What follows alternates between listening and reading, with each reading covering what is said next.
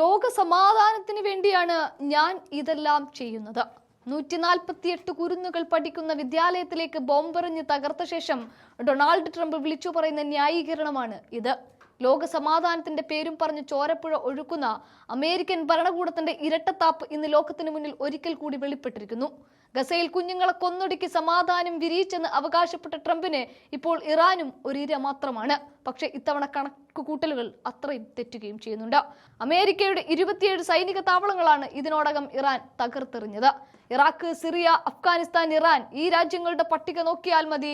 America എവിടെയൊക്കെ ഇടപെട്ടിട്ടുണ്ടോ അവിടെയൊക്കെ സമാധാനം മഷിയിട്ട് നോക്കിയാൽ പോലും കാണില്ലെന്ന് മനസ്സിലാക്കാൻ. എല്ലാ സമാധാന ചർച്ചകളെയും കാറ്റിൽ പറത്തിക്കൊണ്ടാണ് ഇറാന്റെ പരമോന്നത നേതാവിനെ അമേരിക്ക ചതിയിലൂടെ ഇല്ലാതാക്കിയതും. ലോകത്തിലെ ഏറ്റവും നീചനായ മനുഷ്യനെ കൊന്നു എന്ന് ട്രംപ് ആവർത്തിക്കുമ്പോഴും ലോകം ചോദിക്കുന്നത് ഒന്നേ ഉള്ളൂ: കുട്ടികളെ ബോംബിട്ട് തകർക്കുന്ന നിങ്ങളാണോ സമാധാനത്തിന്റെ വക്താക്കൾ എന്ന്. ഇറാൻ മാത്രമല്ല, ട്രംപിന്റെ ഈ യുദ്ധക്കൊതിക്കെതിരെ അമേരിക്കൻ തെരുവുകളും ഇന്ന് തിളച്ചുമറിയുകയാണ് പ്രതിഷേധം കൊണ്ട്. വൈറ്റ് ഹൗസിന് മുന്നിലും ന്യൂയോർക്കിന്റെ വീതികളും ട്രംപിനെതിരെ ജനങ്ങൾ ആർത്തലയ്ക്കുന്നുണ്ട്. കമല ഹാരിസും ന്യൂയോർക്ക് മേയർ മംദാനിയും ട്രംപിന്റെ ഈ വിവേകശൂന്യമായ നീക്കത്തിനെതിരെ പരസ്യമായി രംഗത്തെത്തി കഴിഞ്ഞു. യുദ്ധം വിളിച്ചു വരുത്തരുത്, അതുകൊണ്ട് ആർക്കും നേട്ടമില്ല എന്ന് ഓരോ അമേരിക്കൻ പൗരനും ഉറക്കെ വിളിച്ചു പറയുമ്പോൾ ട്രംപ് ഒറ്റപ്പെട്ടു പോകുന്ന കാഴ്ചയുമുണ്ട്. സ്വന്തം രാജ്യത്ത് പോലും സമാധാനം നിലനിർത്താൻ കഴിയാത്തവനാണ് ലോക സമാധാനത്തെക്കുറിച്ച് വാചാലനാകുന്നത്. മറുഭാഗത്ത് ഇറാന്റെ ഹൃദയഭൂമിയായ ഇസ്ഫഹാനിലേക്ക് ഒന്നു നോക്കിയാൽ ആയത്തുള്ള ഖൊമേനിയുടെ സംസ്കാര ചടങ്ങുകൾക്കായി 10,000-കണക്കിന് മനുഷ്യരാണ് ഒഴുകിയെത്തുന്നത്.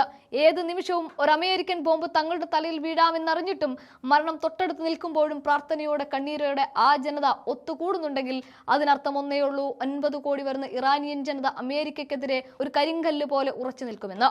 അമേരിക്ക വിചാരിച്ചത് തങ്ങളുടെ ഭീഷണിക്ക് മുന്നിൽ ഇറാൻ മുട്ടുമടക്കുമെന്നാണ്. എന്നാൽ സംഭവിച്ചത് മറിച്ചുമാണ്.